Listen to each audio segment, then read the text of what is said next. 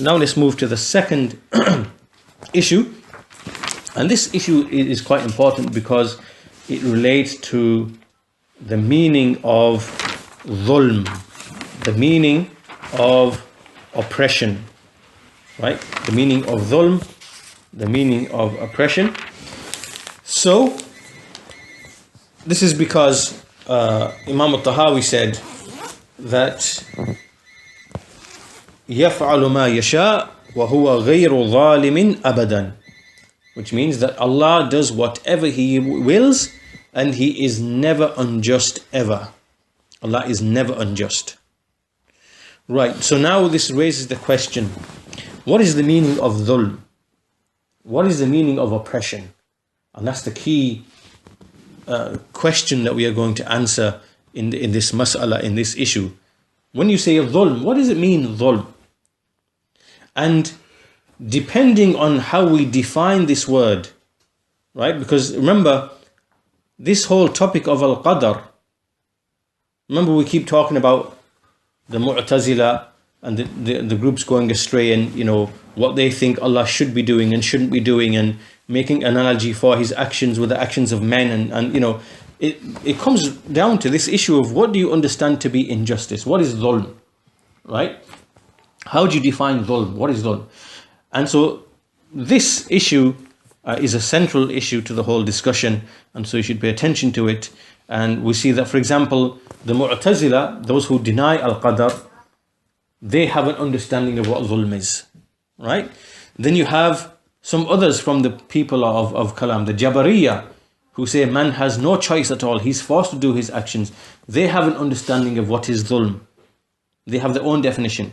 And then there's Ahlul Sunnati wal Jama'ah, they have their definition of dhulm as well, right? So we're going to look at each of these different groups, and we're going to look at these three definitions of dhulm. So let's start with, right, let's start with the first group, or let's start with we start with the Ash'aris first, right? So this is the Mutakallimun, the Ash'aris, they are the Jabariya. They are the Jabariya. And basically what they are saying is that dhulm, oppression, as it relates to Allah Azza wa Jal, is whatever is impossible for Him to do. Right? So oppression is whatever is impossible for Allah to do, or what Allah would never do, what is impossible for Allah to do.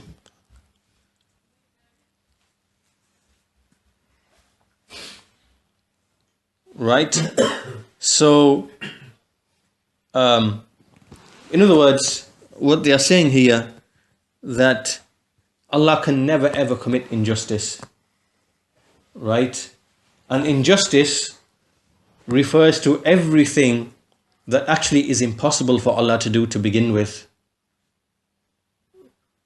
right? Now, if you think about this, this really is not a praise of Allah Azza wa Jal, right? Because let me give you an example. If something is only praiseworthy where if you have the ability to wrong someone,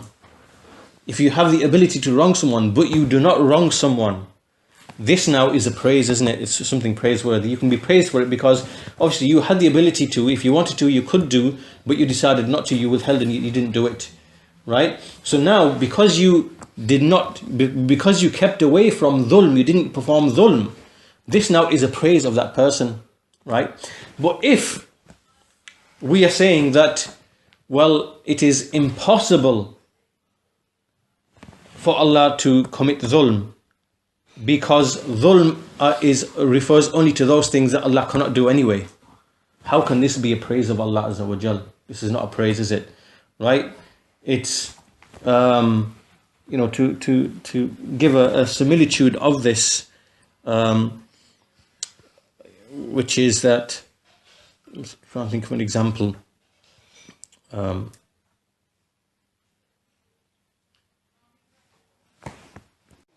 Like, for example, a person who is blind, right? A person who is blind, let's say he's blinded for life, it's impossible for him to see, right? So if this person was to avoid looking at the haram, how can this be a praise for the blind person? Is this a praise for that person? Because it's impossible for him to see what is haram to begin with, right?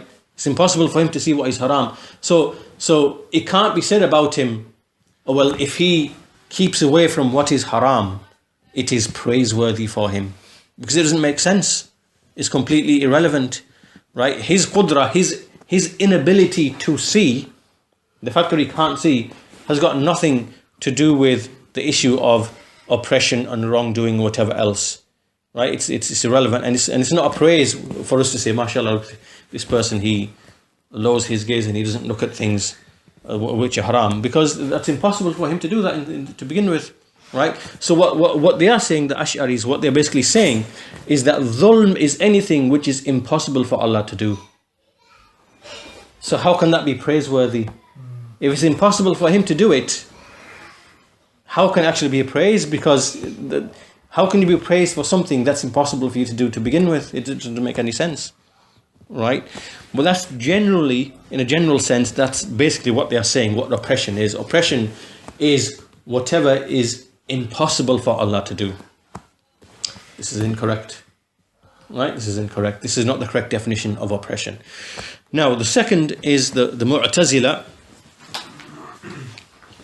What they are saying, what they are basically saying, is that oppression, this idea and concept of oppression, this only applies to those who are commanded and prohibited, which is the creation, right? So they are saying the same thing. They're saying it's impossible for Allah to be unjust. Do you get it? Like the Ash'ari say it's impossible for Allah to be unjust. But can you see the angle from what they're saying it? They're saying it from the angle that oppression are those things which Allah cannot do. It's impossible for him to do them. That's what oppression is, right? So and it's impossible for Allah to commit oppression. The Mu'tazila are saying it's impossible for Allah to commit oppression. Why? Because oppression can only be done by those who are commanded and prohibited, right? Meaning the creatures, us. Oppression can only come from us. Why? Because Allah commands us, we don't follow those commands. Allah prohibits us, we don't keep away from those prohibitions. So therefore we have now fallen into oppression. Yeah? So oppression only applies, or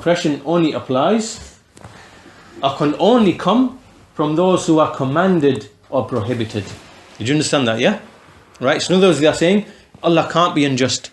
Allah can't be oppressive. Why? Because He's not commanded by anybody. He's not prohibited by anybody. Do you understand that point? Yeah? So they are saying that this is the meaning of oppression. Oppression only refers to those who are commanded and prohibited, and they do not follow the commandments or keep away from the prohibitions. As for Allah Azza wa Jal, because He's not commanded, He's not prohibited, then oppression does not apply to Him. Right? It's impossible for Him to oppress anybody, to wrong anybody. Right? And so this is basically what they are saying, and there are certain ahadith which clearly refute them. This saying is clearly false, right? So by way of example, we see in the hadith reported by Muslim, and it's also in An-Nawawi's 40 hadith, Ya ibadi, inni harramtu dhulma ala nafsi, wa ja'altuhu baynakum muharraman fala tadhalamu. O my servants, I have made a dhulm, I've made oppression unlawful upon myself. I've made it haram upon myself. So you see here, Allah has made something unlawful upon Himself, and I've made it haram upon you. So do not wrong yourselves. There's one hadith, yeah? And so that's refuting from the angle of prohibiting it from Himself. Yeah. So Allah enjoins things upon Himself. You know, Allah has prescribed, Allah has enjoined mercy upon Himself. Yeah? Allah has enjoined mercy upon himself. And Allah has prohibited oppression from himself. So Allah is commanded and prohibited, but by whom? By whom? By himself. Allah has made something obligatory upon himself, or unlawful upon himself, which is oppression, and Allah has made something, Allah has written something upon himself, which is to show mercy. Right? So this argument of theirs is incorrect, because Allah is also commanded by himself. Only he can enjoin things upon himself. Nobody else can do that. Only Allah can enjoin things upon himself and make things unlawful upon himself. So this definition of dhulm that the Mu'tazila are thinking of is incorrect, right? Because it's not just the servants who are commanded by Allah. Allah enjoins things and prohibits things upon himself as well. So anyway, this is the first hadith. And the second hadith,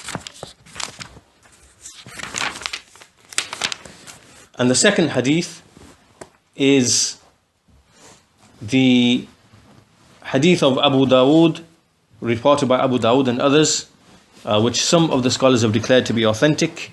And in this hadith, the Messenger of Allah said, لو أن الله عذب أهل سماواته وأهل عرضه لعذبهم وهو غير ظالم لهم.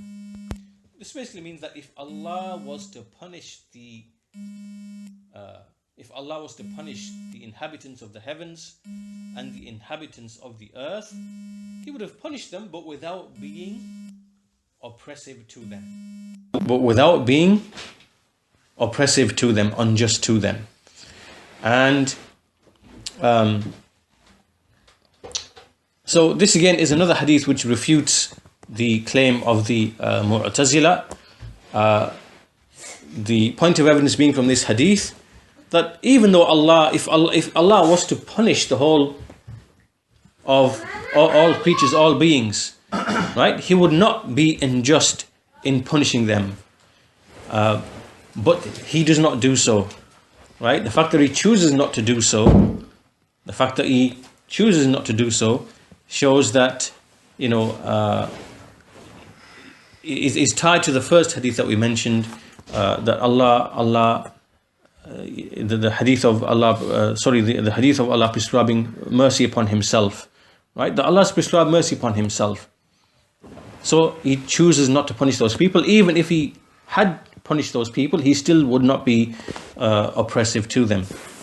Right, now this hadith, we'll quickly finish upon just an explanation of this hadith, because this hadith can be misunderstood, that if Allah was to punish the inhabitants of the heavens and the earth, he would punish them, but he would not be unjust to them.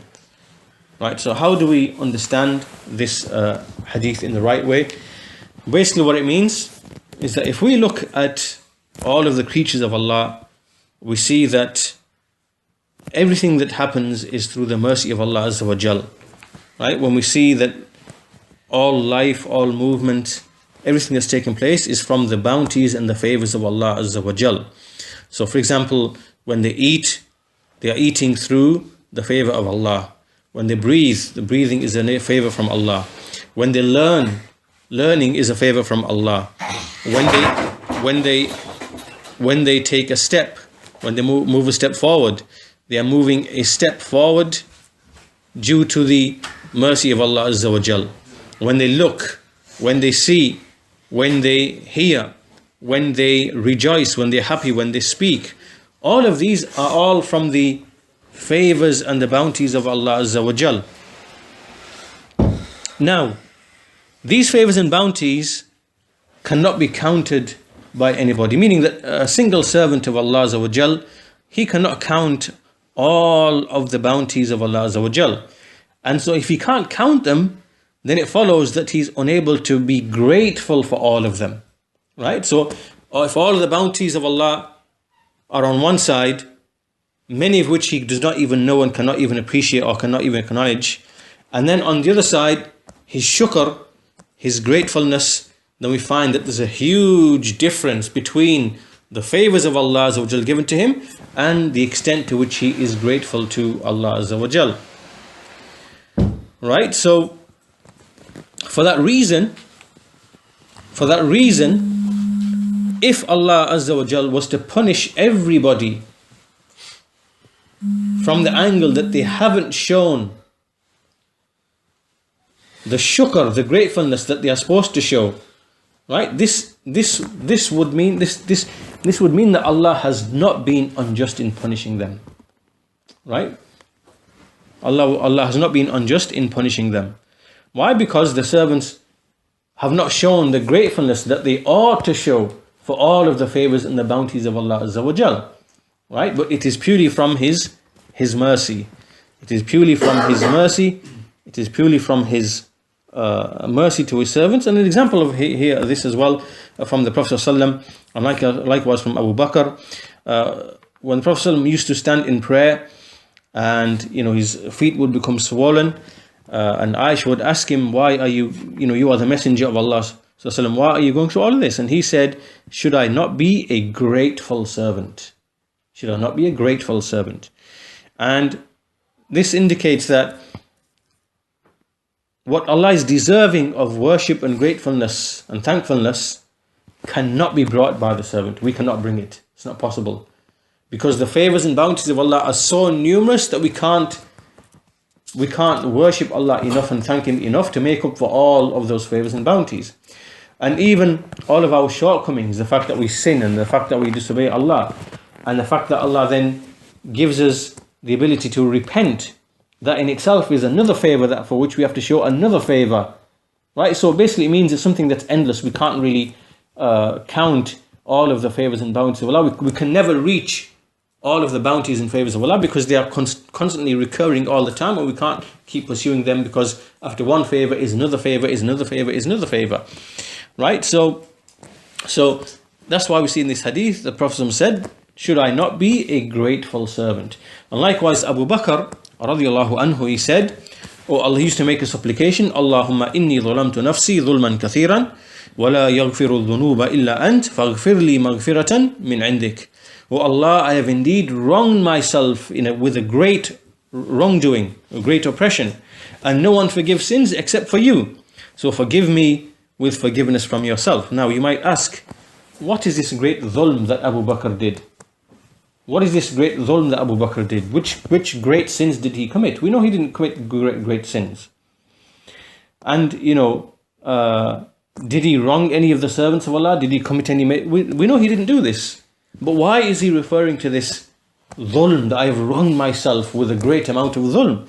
It is because of shortcomings, falling short in shukr, in the... He feels that he felt short in being grateful for the bounties and favors of Allah. That's why he sees from himself a great amount of dhulm.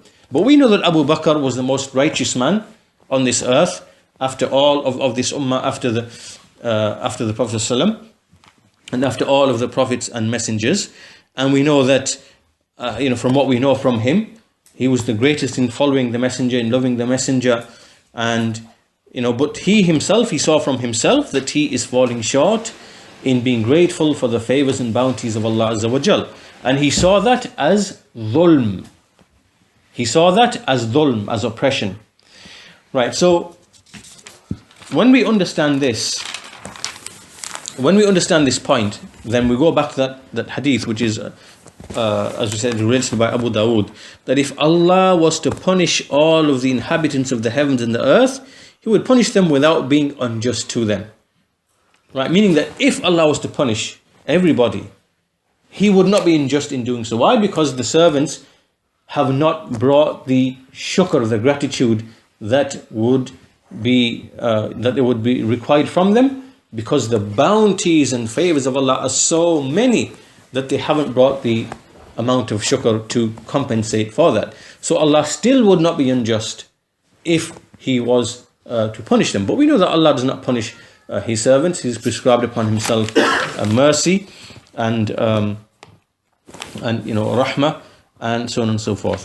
So that's what the Shaykh mentions about that particular hadith, because that hadith has been used by the people of innovation and misinterpreted in the wrong way, like the Ash'aris and other than them. And so that's how we should understand that hadith. So this now brings us to the final issue. What is the definition of oppression with Ahlul Sunnati wal Jama'ah? Then it is as follows.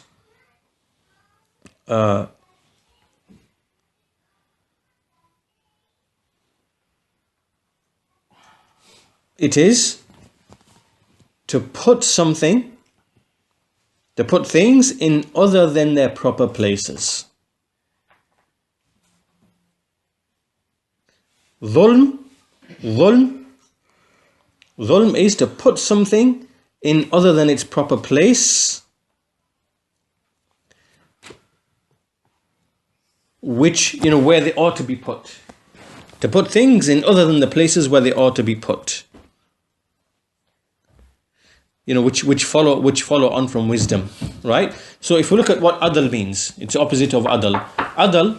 Adl, justice, means to put something in its proper place in accordance with the wisdom of Allah Azza wa Jal. Right? This is adl as it relates to Allah Azza wa Jal. To put something in its proper place, to put something in its correct place, in its proper place, following the wisdom of Allah Azza wa Jal. Right?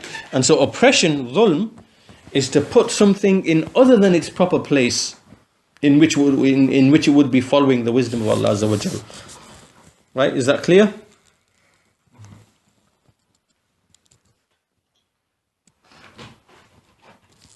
This is the correct understanding of dhulm. It is when someone puts something in other than its proper place, right? Outside of what wisdom would require it to be. So Ahlul Sunnah, what they say, that this is the meaning of dhulm, and Allah subhanahu wa ta'ala never ever commits any dhulm, because He always puts everything in its proper place, which follows on from His wisdom. Now let's give some examples. Let's say this person called Abdullah, he becomes misguided. He's misguided by Allah Azza wa Jal. Right? Now why was this person misguided? Well, this person didn't desire guidance.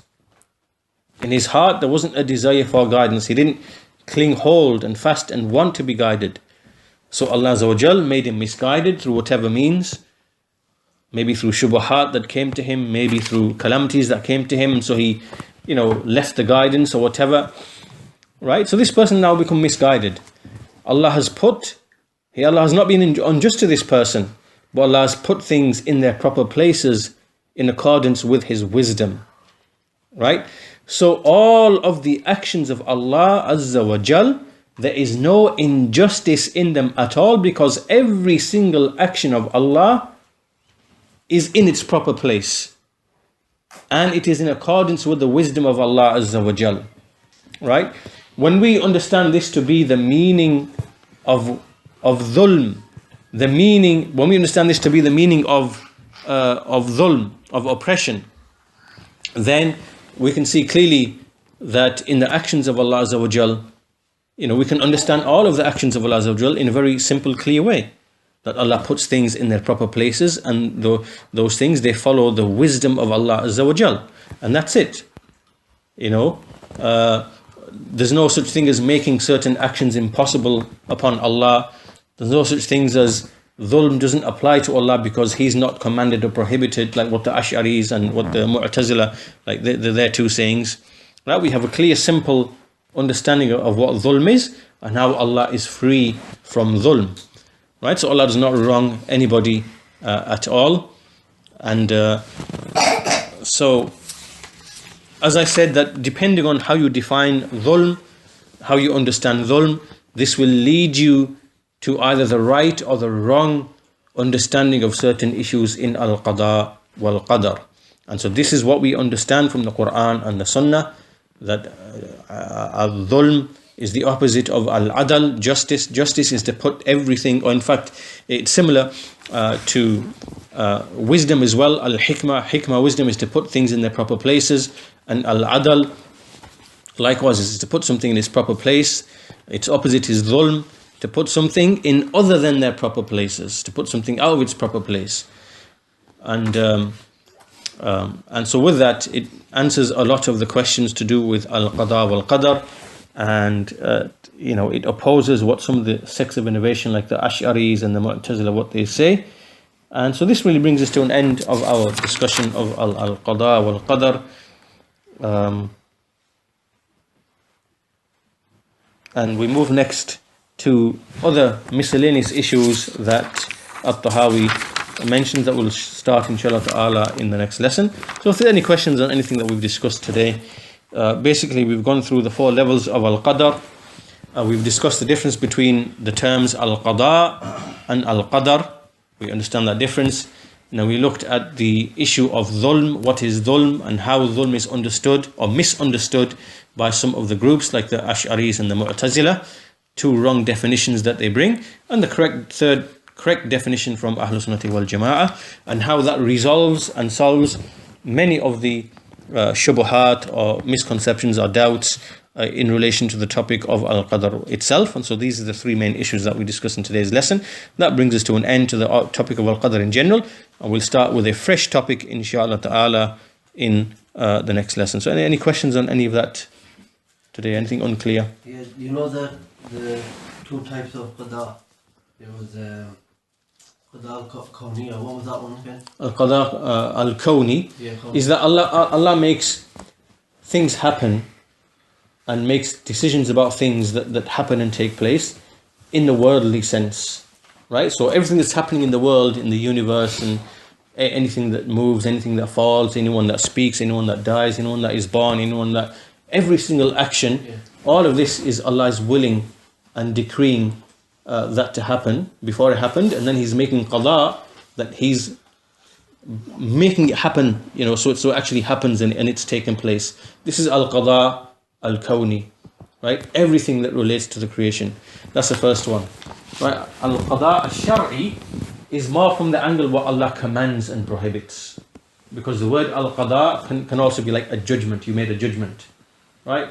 So Allah has made the judgment that no one is to be worshipped except Him alone. This is what Allah has judged. What it means here is this is what Allah has commanded. In this sense, it might or it might not take place. Do you understand? In this sense, Allah says, worship me alone. But whether the servants do that or do not do that, it may or may not take place.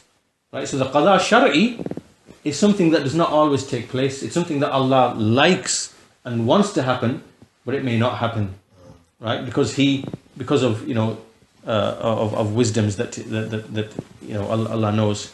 But as for the qada kawni, that will always happen. Yeah? That will never ever not take place. It will always take place exactly as Allah has decreed. So if Allah wills that to be guided, He will be guided. If Allah wills this one to be misguided, He will be misguided. If Allah wills for that one to be born, He will be born. That one to die, He will die. Right? That one to be wealthy, that one to be in poverty. All of this, it will definitely take place. That's the difference between the 2.